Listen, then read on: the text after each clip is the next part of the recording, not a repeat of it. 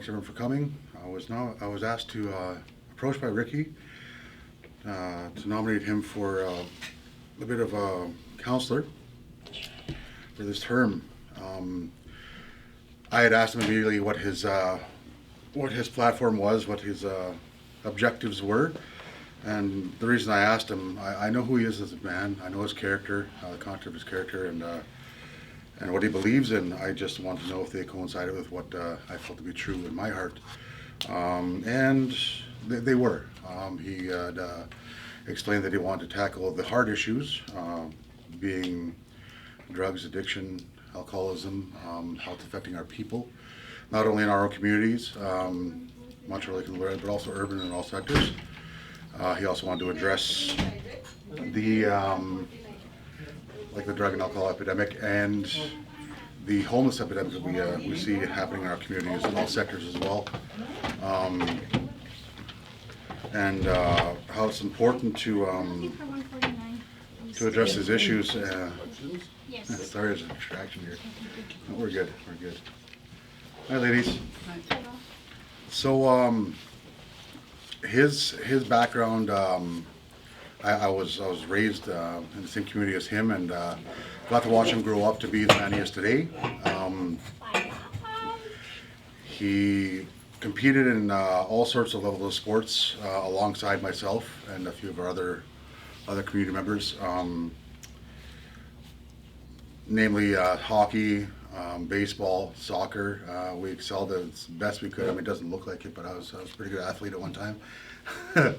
And we won many medals together, built a lot of character together, and he decided that, like a lot of us, decided that coaching would be a good avenue to reach our youth on a level that would encourage them to be better people in general. So he's dedicated himself to coaching and is very successful at it. He's also dedicated himself to mentorship for these young youth. He works at the school. He's been raised by many great individuals who are political leaders, who were political leaders in the past, and he's utilized those teachings from his family to invoke the right morals for this position. I don't know if there's much I can say about who I am and the walks of life that I've traveled, but I know in my hardships during those times, Ricky was there for me, and I'm not a unique case. People all over our nation suffered the fate that I suffered, being a street kid in care. But whenever I ran into him, he would offer a meal. He would offer his home even. He's that kind of person. So he also holds traditional values very closely. Being he's mentoring his daughter as well in the way of dance and our traditions and our cultures, and he wants to bring that into our community furthermore, and cultivate that into our youth, so that the knowledge keepers of the past, their knowledge can be passed on to our children, and he's doing his best to ensure that happens. So if you're looking for somebody that has the moralistic values to really speak volumes for our youth and for our elders and for our sickly and our community wellness in general, Ricky's your man. That's about all I got to say about that. Thanks a lot, guys. Okay, good afternoon, everybody. First of all, I'd like to thank the Creator for giving us another beautiful day here. I'd like to thank Emily for opening us up with a prayer. And I'd like to thank the election committee for taking their time out to join us today. I also like to thank my nominator, Abby Halkett, and my seconder, Brent. He's not here. He wouldn't answer his phone. I was going to pick him up, but he wasn't here. For those of you who don't know who I am, my name is Ricky Bird. I'm the son of Bev Bird and late Rick Nelson from Weaquin. grandson of Sally Victoria and Senator Alan Byrd. I come from a political family, as most of you know my family. My Numusum was a chief, and when he went to the spirit world, he was the senator of the FCIN, one of the senators of the FCIN. My uncles were chiefs of the FCIN, PAGC, and Montreal Cree Nation. The reasons for putting my name forward is I want to be the voice for our youth, our elders, and all the membership of our beautiful nation. I served on council for 2.5 years, so I do have the experience. Needed to be on council. I have the heart and passion to serve and help our community members. And I pledge to continue to work for the betterment of our nation. One of the main problems in all sectors is addictions and mental health. They're the big issue. So, if elected, those are ones that I'd like to tackle head on. Also, we need to include our elders and youth in our council meetings. I don't know how many times we said that when I was on council. We should have a youth here and an elder here. But if my wish was to have one male, one female youth, and one male, one female elder to sit in the meetings. Also, we need to empower our women, our grandmothers, our mothers, our sisters, and our daughters are some of the most influential people in their lives. Our women have a powerful voice, and we must continue to work together to ensure they have equal opportunity at every level of our organization and in our community. Treaty rights. We need to protect our treaty and inherent rights. Far too often, trappers are losing their trapping land to the logging industry. These agreements,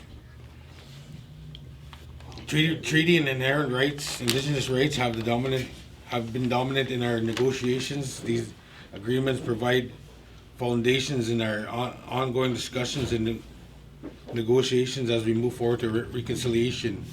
As councillor, one of my main portfolios was housing, and like Abby said, that when we were teenagers, he was homeless for a number of years, and I'm so happy he came back to our nation. So.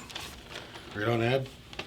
And he was one of the powerful ones who made it a living on his own as a teenager, and we need to tackle that. We shouldn't have homeless people.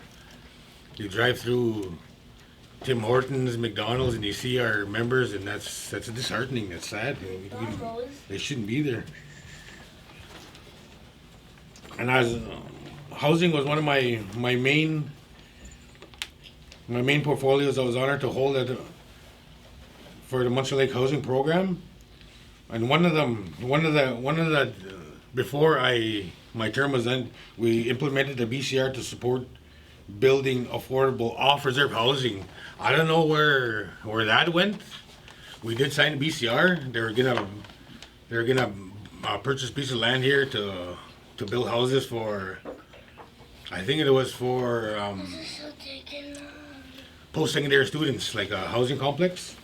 That is one of my wishes there, because post-secondary students, they have it hard. All urban people have it hard. Their rent is ridiculous out there. They just barely make ends meet. And then for culture, I'm both. I love both both aspects of my culture. I used to power dance 6 years. My daughter power dances. And I love the woodland culture too. I love fishing, so I love the outdoors. I also coached the youth for about 19 years. Every winter games, every summer games. I even had the honor to be on the coaching staff for Team Sask, the U19 soccer team in Toronto. So that is awesome. I worked at the school for 7 years. I worked at our radio station for 9 years. And some other things here, youth empowerment. We need to give our kids the courage and skills to believe in themselves. And when I was on council, everybody talked about elders home, bring elders home, and it still hasn't happened. So if elected, I want to make that happen. We need our elders. They're our knowledge keepers. They're our encyclopedias. So we need to bring them home. It's pretty sad when you see them sitting at her bash at home, like nobody goes and visits, and that's quite disheartening when you hear about that. Also, we need the nation building where we're all one nation. It's not just Montreal Lake divided into Lorette, divided into urban. We're all one. We should all work as one. I know the urban people they don't get funded from INAC, from ISC, but we still need to help them. They're our people. So if elected there, then I'll continue to fight for our urban people. Post-secondary, I talked about that. There's a big struggle for them, just making ends meet, paying rent.